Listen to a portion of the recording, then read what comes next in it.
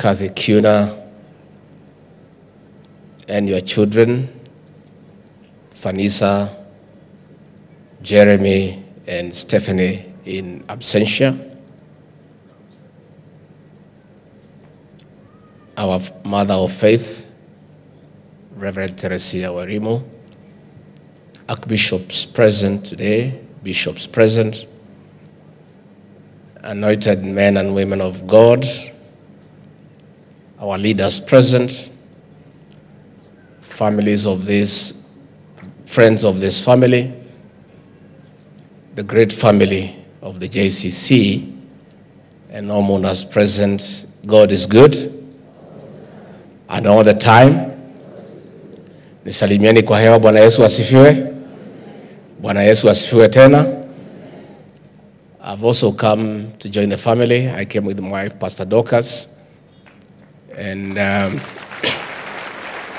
wear two hats. First and foremost, I've come to represent my boss, President William Ruto, and I will be reading his message of condolence to the family after I make a few remarks. Secondly, I've come on behalf of my family, my children, Kevin and Keith, to come and celebrate the life of this great man lying here, Bishop Allan Kiuna, a great servant of God,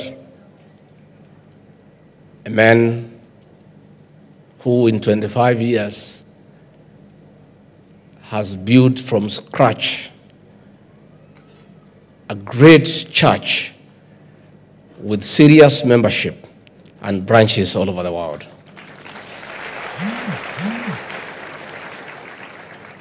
Reverend Kathy, I come with my family to say pole, to assure you of our prayers and solidarity in this very difficult moment. We have come to say that this great man lying here has left a very enduring legacy, a legacy, Reverend Kathy, that you must build on. You are now the vision carrier of JCC. And I'm sure this great man lying here, having been your very strong and close companion, must also have been a great teacher to you. I'm sure, I have no doubt in my mind that as he was struggling with illness, he must have thought through about the future of this church and taught you and gave you teachings on how to lead, how to be a team leader, and how to be now the vision carrier of this great institution. Bishop Mark Kariuki said he is a simple preacher. I'm also a very simple man. And many people have a problem with my simplicity, to a point where they even call me a villager because of being simple. But I think it's good to be simple. Why do you want to complicate life with so many serious things? The history of this bishop is one of simplicity. From the slums of Kariobangi to the international stage, all the way to America. And the fact that you are simple does not mean you shall not be great. There will be greatness based on simplicity. Listening to the eulogy, of course I must admit, because I'm a truthful man, that the great pastor from the US who read the eulogy, I only heard a quarter of it myself. And I'm sure we are many. But most of you are not truthful enough to admit. You know, I heard about spiritual, intellectual capital. That is very serious business for me. And I trust a few people employed by government to help me around. You have heard, so you do some research, simplify it for me, and come and tell me what it is all about. Bishop Kariuki quoted from the scriptures that you shall know the truth, and the truth shall set you free. We have heard and we have followed the leadership of this great general lying here. These men liked the truth. And truth is very enriching. Most Kenyans don't like the truth.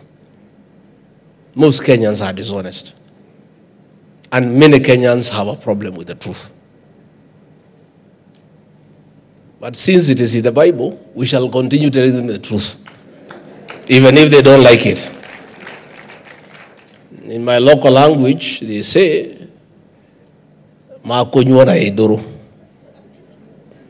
the quinine for malaria is very bitter. But it's only quinine that cures what? Malaria. Bitter as it is, we must continue to being truthful. And that is why I want to salute the courage of Magua, the brother to the deceased, for standing here to say that he has been an alcoholic, and because his brother is gone, he wants to honor him by quitting alcohol. That is courage. That is courage. And the beginning of dealing with a problem is accepting that there is one. Once you acknowledge you have a problem, 50% of that problem is sorted. And then you deal with it. And that's where we are as a country. And I want to ask our leaders, let us not run away from reality. Let us not bury our heads in the sand. Let us accept that we have challenges as a nation. Once we accept we have challenges, we are done with 50%. And then we can look for solutions by accepting that we face a challenge. The challenge of illicit alcohol and drugs in this country is real. And many people want to run away from reality. And the admission of that great son here tells us that as a country, we must face head-on the challenges before us.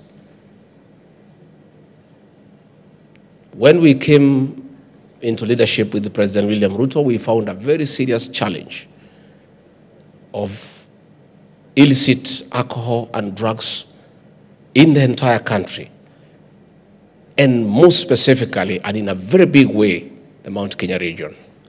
And we have been dealing with that problem where our children were sleeping in trenches, where we could not get our young men to work.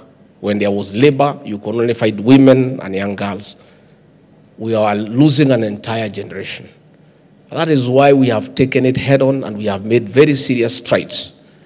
And that is why you heard me say last Sunday that the war on illicit brews and drug abuse must continue uninterrupted so that we save our children. And I said, as a leader, as a truthful leader, I put leaders on notice that anybody who tries to interfere with that war, we shall call you out by name so that the people of Kenya can shame you, because we cannot allow the reintroduction of poison disguised as alcohol to come and kill our children. We want as a government to tell the merchants of death, those who thrive on making profits by manufacturing and distilling and distributing and selling poison disguised as alcohol, your days are numbered.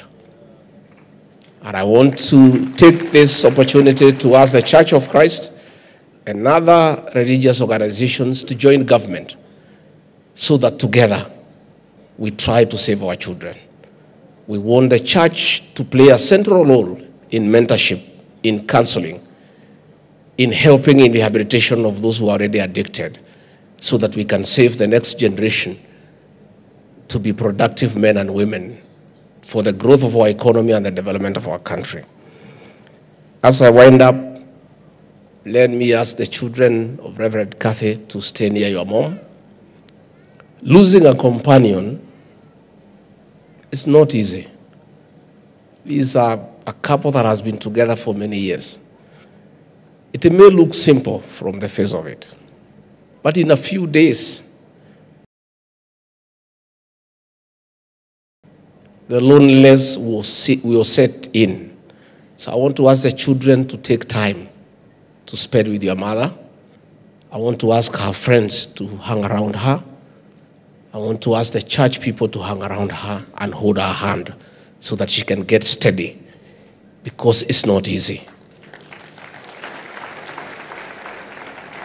Reverend Kathy and your children, I want to salute you, because many people may not know. Staying with a cancer patient for 6 years is a big and huge challenge. Cancer is devastating to any family in terms of emotions, in terms of finances. Ask me. My late brother, the governor of Nyeri, Gachagua, was diagnosed with pancreatic cancer in the year 2014. We stayed with him for 4 years trying to save his life. I traveled with him to London, to the US, to India. And the experience drained us as a family, shattered our finances, and we have never recovered to date. What this family has gone through is not easy. Please hold them in prayer and solidify around them. I want to salute you because I know what it means. And cancer is also very painful. And close relatives try to share unsuccessfully the pain of their patient. This servant of God has undergone a lot of pain, and the family has tried to share the pain. So as we move on as a nation, we have made many interventions as a government to come up with an insurance scheme to cover chronic illnesses, because the cost of treating cancer out of this country is beyond many families. As we speak today, many families in this country have harambes every weekend trying to raise millions of shillings to support their loved ones who are suffering from the cancer. I am very encouraged that now we have equipment in this country. The Kenyatta University Referral Hospital today has a PET scan. That scan was only available out of the country several years ago. Today we have equipment in our hospitals that can help in early diagnosis, because most of these cancers, if detected early, can be managed.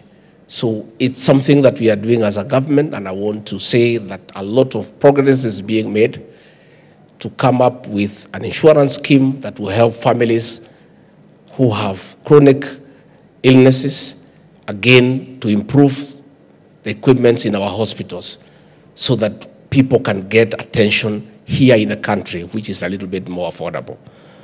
So I want to just encourage the family and to say that we are together, and the church, you have a new leader, the pastoral team, the management, and the congregation. Please support her to succeed. Support her. A leader is as good as a team that supports that leader. That is why we support President William Ruto for his very pragmatic and courageous decision to dissolve his cabinet and come up with a new team that is focused and competent to help him in the management of the affairs of this great nation. And I want to ask the church and all Christians to pray for our president to pick the right people. God has given him a chance to come up with a good team of patriotic Kenyans who are not corrupt, who are not arrogant, who are not vomiting on Kenyans, who are serious on service delivery. Our president needs your prayers. Are you going to pray for him? Please pray for him. And I'm sure God will be merciful to him. He'll get God's favor to pick a good team to put our country on the right trajectory. So as we pray for President William Ruto to pick the right team, you as a church do the right thing. Support Reverend Rigathi to succeed. And you don't have a choice, because our brother who is lying here has left a very great institution. You cannot go back. You can only improve it. Finally, on a light note, I heard Bishop Karaoke say that people who are here found the Degwa is different. I too am in that boat. I was here in the Degwa 31 years ago. I was a young district officer in charge of Kiamba, where the Degwa is. Where we are was land with coffee, owned by a company called the Degwa Company Limited. And I oversaw the subdivision and giving titles to the owners of all these properties that now have been developed. I'm so proud what I have seen, the development that has taken place. My only regret, and Pastor Dorcas knows, is that I had also bought one plot, 3/4, and I sold it at 800,000 then. And it's a great mistake that I made. Because when I came, I asked, I'm told here now a plot is 35 million. Had I been patient, I would be worth 35 million today. But next time I'll make a better decision. And finally, Pastor Dorcas, you have heard the sister to Reverend Kiuna say that when they were quoting, he banged her car. You know you banged my car when I was quoting you. So, I had a small car, an Alpha suit, she banged it. So, tutaongea tukifika nyumbani, we know. So, with those very many remarks, I have the condolence message from the President. I'll read it, and before I do, I have a few leaders here. Let me just introduce them. They will not be able to speak. There are new challenges. Where we are going to church now, our leaders are not being allowed to say anything. Tuendelee namna hiyo? Kwa sababu nafikiri waliharibu kidogo, si ndio? So nyinyi mkae namna hiyo for the time being. We have Senator Veronica Maina. Please clap for her. Nominated Senator. We have our women rep for this great county, Anne Wanjiko Wamuratha. Pigieni makofi. We have the Honorable Sabina Maito Chege. Pigieni makofi. We have a very great young man from Umias. You see him on TikTok, the Honorable Peter Salasia.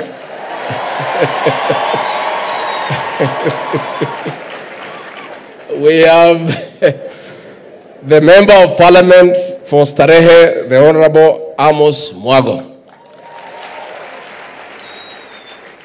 We have the immediate former women rep for Laikipia, the daughter of Zion, the Honorable Kate Waruguru. And of course, we have our bishop, who is also a leader, Honorable Bishop Margaret Wanjiru. That is the leadership that I have.